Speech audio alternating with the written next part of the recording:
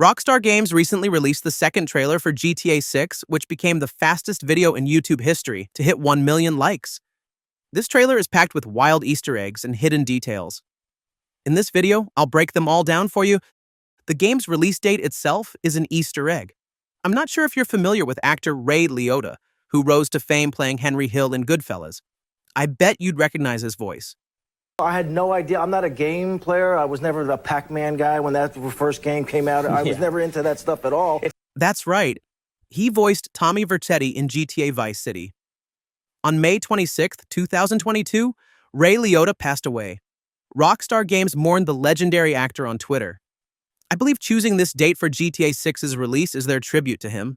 What's more, the game's dual protagonist setup reminds me of Clyde Barrow and Bonnie Parker, the infamous outlaw couple who robbed banks, kidnapped victims, and committed murders across the country, the Depression-era American South between 1932 and 1934. They were ambushed and killed by police in Bienville Parish, Louisiana, and their funerals were held on May 26, 1934. Coincidence? I don't think so. The first scene takes us to the Leonida Keys. In the distance, you can spot a roof sign for Brian's Marina, likely where our protagonist, Jason, will be working early in the game. Below, the shop's logo appears to be Grotti, a car brand we've seen before in GTA San Andreas. This classic logo also popped up in the first trailer, which might explain the abundance of vintage cars on the island.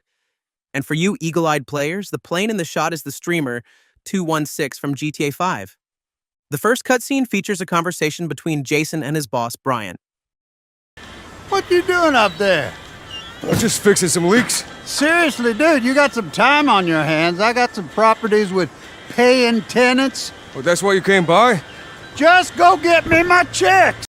It's pretty clear Jason's line is a pun, with Rockstar poking fun at the numerous GTA 6 leaks we've seen. After Brian leaves, Jason pushes open the door to head inside, and the camera work here feels incredibly familiar.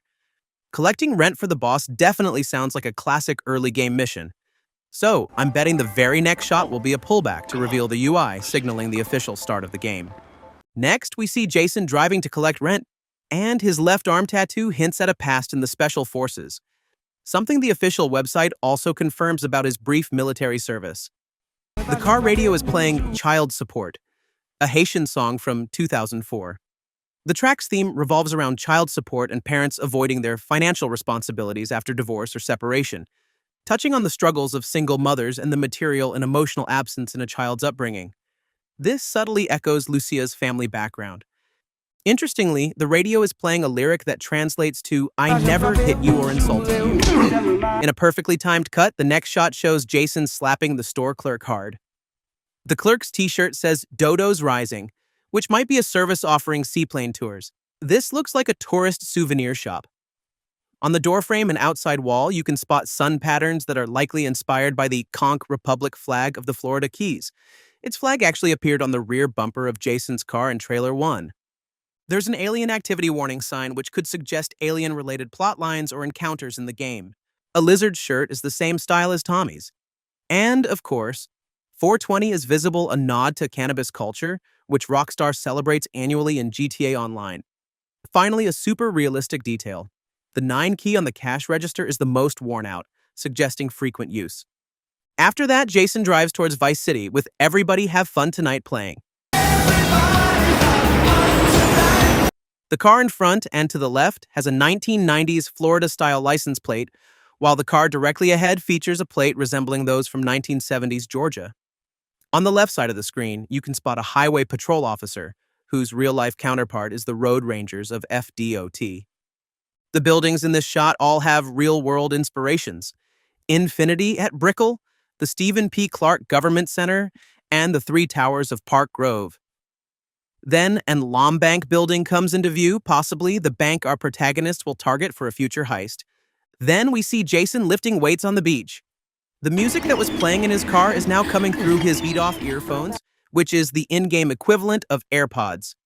Interestingly, a screenshot from the official website shows a music app on the car's infotainment system, hinting that vehicle radio might sync with your phone. 2 girls walking by can't take their eyes off him, suggesting that workout gameplay could be making a comeback in this installment.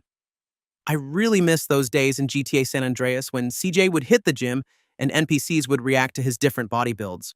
Fat bastard, boy! In the next shot, Jason heads to a convenience store to grab some beer, listening to Talkin' to Myself Again through his earbuds. He's wearing a t-shirt from Brian's Marina. On the left doorframe, there's a poster for Vapumin, an e-cigarette brand. And next to it, a lottery machine called Ballfin, which appeared twice in the trailer. This is clearly GTA's version of Powerball. It's worth noting that the front half of Jason's car has a fresh coat of paint here. This, combined with other scenes, suggests that vehicle customization and custom liveries will be a big feature in this game. The next shot takes us to Little Haiti, identifiable by a Haitian flag painted on the wall. There's also a harder-to-discover Easter egg on the wall. This pattern on the wall resembles the original wall marking from the cable car station in GTA 5. Our next stop is LDC, Leonida Department of Corrections, a location we previously saw in Trailer 1. Notice the correctional officers are wearing badges modeled after the real-life FDC badge. The officer remarks that he's seen Jason before, which I'm betting is a significant plot hint. I've seen you here before.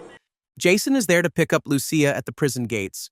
His t-shirt features a bald eagle dual-wielding weapons with the slogan, "Let freedom reign." Yeah, freedom. It's clear Lucia is fitted with an electronic ankle monitor, which likely means she'll be subject to island restrictions early in the game. In this shot, Lucia and Jason are drinking Pendejo Cerveza beer. You might remember seeing its advertisement in Trailer 1. The name itself is a pun on the Spanish word pendejo, which means idiot. The motorboat has Lure Predator written on it. This looks like a parody of the real-world boat brand Contender. Predator is also the name of the fast patrol boat used by the Marine Police in GTA. So this could be a subtle jab or provocation towards the in-game police force. Our gaze then settles on Brian's boat work and marina. We see Jason loading cargo onto a Dodo seaplane during a rainy night. His co-worker's t-shirt features the Rusty Anchor, which is the name of a local bar. It appears Brian is using his boatyard operation as a front for drug trafficking. This brings to mind the GTA 4 mission Catch the Wave, where Nico had to seize cocaine from Russian dealers. That cocaine was shipped from Vice City via speedboats and hadn't even been unloaded yet. Could it be possible that Brian was the supplier for the Russian drug trafficking group at the time? Lucia is seen doing community service, picking up trash. Interestingly, she's wearing the exact same hat Jason wore earlier, strongly suggesting that Lucia and Jason can share certain cosmetic items or accessories in the game. Lucia and Jason moved into their new home. Inside a glass enclosure on the left, there's a copperhead snake, a species commonly found in Florida. Lucia is wearing a boxing gloves necklace, which seems to be a nod to Better Call Saul Season 2. The official website also has screenshots of Lucia practicing boxing, hinting that the melee combat system in this game will be quite robust. Or perhaps this installment will feature a dual character setup similar to Assassin's Creed Shadows, that Lucia excels in close combat while Jason specializes in shooting. Then they hit a bar for drinks, and we're introduced to a new character, Cal Hampton. On the TV screen, an advertisement for Chasey's is playing, which seems to be the riff of Arby's. Interestingly, the woman in the background is wearing the same outfit as one seen in Trailer 1. In this scene, they head to the 919 Club to party. You might recall seeing its banner ad towed by a plane in Trailer 1. We're introduced to a new character, Draquan. It seems Rockstar might have even changed the face model due to the previous leaks. Here, Jason appears to be in deep trouble, as he's suspected of being a Fed by the gang members. At this point, Jason helps Lucia escape through a window. However, a VDPD helicopter is already overhead, locking onto their position. This perfectly echoes Brian's ominous voiceover. They got your name, address, they got everything. The helicopter itself is modeled after the AS-350. Notably, Lucia isn't wearing her electronic tagging here, and her outfit is identical to what she wore during the store robbery in Trailer 1. This strongly suggests that this cutscene takes place before Lucia's imprisonment, and it's quite possible she was apprehended right here. The scene then shifts to several police officers conducting an operation inside an apartment. The lead sheriff says that cops should protect each other. Rockstar has previously mentioned that everything we see in this trailer is taken from cutscenes, and given their practice in RDR2, cutscenes typically play out with the protagonist present. Therefore, the person with their back to the player should be Jason. It appears that a corrupted cops thread will run through the storyline. Main character, Bay Lux, appears in this scene. She's one of the members of the rap duo The Real Demez. The bus passing by in the background is based on the New Flyer XN40. In the distance, we see a Metro Mule train, clearly modeled after Miami's Metro Mover. It's worth noting that this train isn't the same type we saw earlier in Little Haiti. That one was based on the Metro Rail. The key difference is that Metro Rail has a much larger coverage area, while the Metro Mover is a fare-free automated people mover system that specifically serves downtown Miami and its surrounding areas. Due to Miami's high water table and poor soil conditions, these elevated lines were chosen over underground tunnel construction.